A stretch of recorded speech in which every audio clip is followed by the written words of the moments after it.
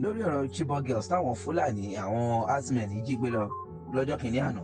Bàbá Adebayo ti wá tú ọ̀pọ̀ àṣírí rẹpẹtẹ lórí ohun tó ṣẹlẹ̀ sí àwọn obìnrin tí wọ́n gbé lọ yìí o. Wọ́n ní oríṣiríṣi ìṣẹ̀lẹ̀ ló ṣẹlẹ̀ nínú mátà yìí. Èyí tó wá ṣe ìyanilẹ́nu jù ni pé wọ́n ní lára àwọn tí wọ́n jí gbé lọ yìí, àwọn méjì nínú wọn wọ́n ṣàdédé wò pé ṣé àní sá lọ máwọn arákùnrin yìí lọ́wọ́ báyìí àbí ká lọ kúkú ìbọn ni. Wọ́n ṣàpọkànpọ̀ sójú kan, wọ́n ní àwọn méjì kan jọ́ǹpù bọ́lẹ̀. Lórí jọ́ǹpù bọ́lẹ̀ tó máa jọ́ǹpù bọ́lẹ̀ iná o, ibi tí àánú gbé wọn dé báyìí o, wọn ní Amẹ́ríkà ni o. Òun lẹ̀ ń wò ní orí àwòrán yẹn o, lára àwọn Chibok girls wọ́n jí gbé gbà yẹn tí àwọn Fúlàní yìí jí gbé. Oríṣiríṣi ibi tí àánú máa ń ṣiṣẹ́ dé eléyìí ó tún wà lágbára gan báyìí. Please don't forget to subscribe, like and share. Bàbá Adebayo ti tan ìmọ́lẹ̀ sí gbogbo àwọn àṣírí tó bò nínú àwọn Chibok girls wọ́n jí gbé níjọ́ yẹn tí everybody ń pariwo nígbà Buhari regime, gbogbo àlàmọ́ tí ń gba regime yẹn. Chibok girls leave them. Wọ́n ní wọ́n lọ bá àwọn míì gan ní àwọn ti integrate, àwọn ti bímọ fún àwọn kílà táwọn tó jẹ́ àwọn gbé, so àwọn ti fall in love, àwọn ò lè fi wọ́n lẹ̀. Ọ̀rọ̀ yìí dépù gan. Ẹja àdúgbò ìkùnrin àlàyé lẹ́nu wòlíì Adebayo. A fẹ́ gbàdúrà. We want to pray. Àánú iná ni.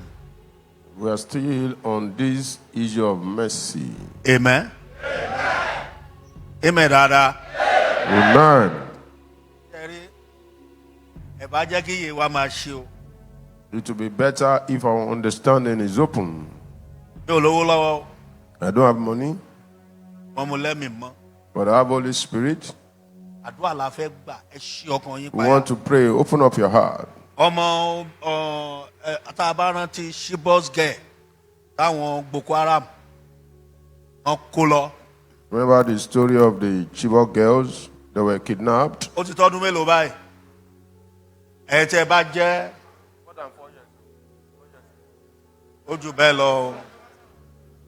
A ti rí nínú àwọn ọmọ yẹn tó ti di medical doctor l'Amẹ́ríkà. We've seen one of those girls that has become a medical doctor in America. Nígbà tí wọ́n kó àwọn ọmọ yìí, When these girls were kidnapped, ìkan nínú wọn, one of them, àánú Ọlọ́run sọ̀rọ̀ sí nínú. the mercy of God spoke inside her, Nínú tírọ́ọ̀kì táwọn Boko Haram kó wọn sí, inside the truck where they were kidnapped, pé kó bẹ́lẹ̀. that she should jump out. Ó wá lóun wá ń bá ẹ̀mí yẹn ń jiyàn nínú She òun was pé now tóun bá arguing- bẹ́lẹ̀, tóun bá kú, tóun bá bẹ́lẹ̀ tẹ́sẹ̀ òun kan, ó lẹ́mí ẹ̀ wá ní inú pé kó ń fìbọn pa ẹ́. She was arguing with that spirit whether to Ṣé jump kò down, dájú pé kó bẹ́lẹ̀? contemplating whether to jump down or to go with them, and she will be Ó lóun killed. wá sọ fún ẹnìkejì òun She now told the second person pé beside jẹ́ her káwọn bẹ́lẹ̀. that they should jump down, Ó ní lórí motion nínú tírọ́ọ̀kì àwọn dẹ̀ bẹ́lẹ̀ and inside the truck while on motion they jumped out, pé wọn ò dẹ̀ rá wọn, and they did not see them. pé bọ́ọ̀ dẹ̀ ṣe rá wọn, And as they did not see them, arákùnrin kan ló wá rá wọn, one man saw them, òun ló wá mú wọn. now picked them up. Praise the Lord. Hallelujah. After bíbẹ́lẹ̀ yìí, After jumping down, ó dẹ̀ ráàánú gbà, òyìnbó kan bá rí, ó she fún wọn scholarship. received mercy. A white man saw her and she gave them scholarship. Ó ti di medical doctor. She is now a medical doctor in Ó sì America. sọ̀rọ̀ ní Senate House l'Amẹ́ríkà She still bóyá speaks ọ̀sẹ̀ in the yìí. Senate House in America. Ó sọ̀rọ̀, I think this ó week, tú àṣírí exposing àwọn ìjọba the Nàìjíríà. secret of the government of Nigeria. A fẹ́ ká gbàdúrà. I want us to pray. Àánú tó máa mú kí fíṣàn tí mo bá sá wáyé ṣẹ. The mercy that will make my vision to be fulfilled. Àánú tó máa jẹ́ kí n jẹ́ ohun tí mo wá jẹ́ láyé. The mercy that will make me to become what I've come to become in this world. Ẹ ṣí ọkàn yín payá Open o. up your heart to pray. Ọlọ́run láàárọ̀ yìí, Lord, this morning, yọ̀ǹda àánú yìí, release this mercy. yọ̀ǹda àánú yìí. Release this mercy. Àánú Mercy tí ó gbé mi dìde. that will lift me up, Àánú tí ó tì mí. that will push me. Àánú tí ó jẹ́ ń dára tí mo wáyé wá The mercy that will dá. allow me to perform the wonder. Ọlọ́run yọ̀ǹda àánú yìí. Release this mercy. Ó yá ẹ gbàdúrà. Oh, Jésù, ẹ̀mí mímọ́ àṣẹ ọ̀run. Gbà dáadáa. Ó máa ṣe o. Ó máa ṣe o.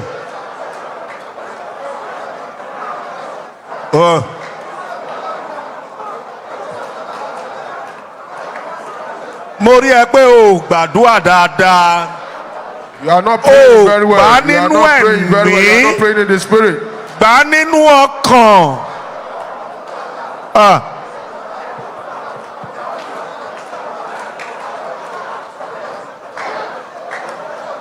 Ọlọ́run àánú.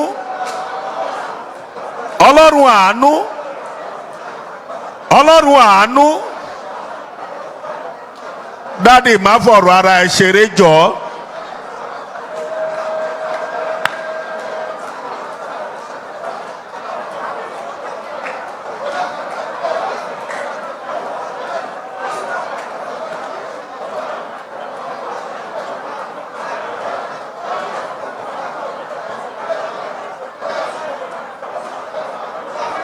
Àánú rẹ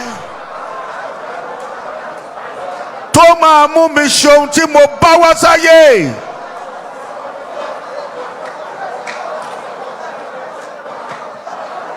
Ó mà ṣe o. Ẹ̀yin ọ̀dọ́, ẹ̀yin ọ̀dọ́.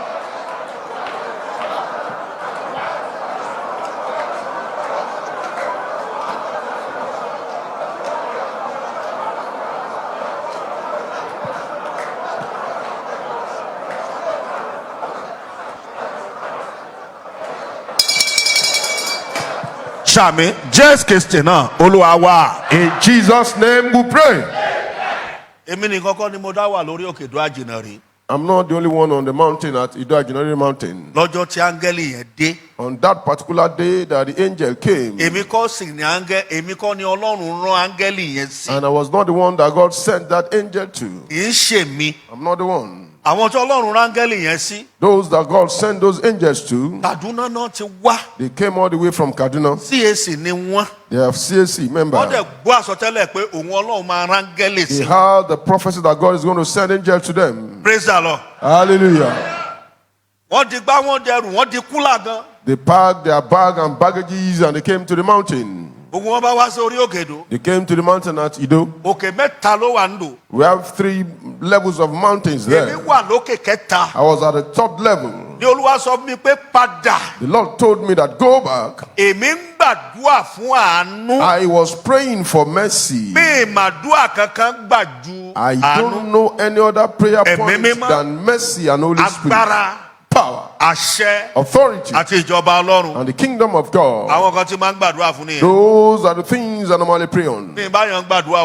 I don't pray for battle. I don't pray for battle. I've known something for a long time. God told me by himself, said, my son, that his mercy that he used in doing all things.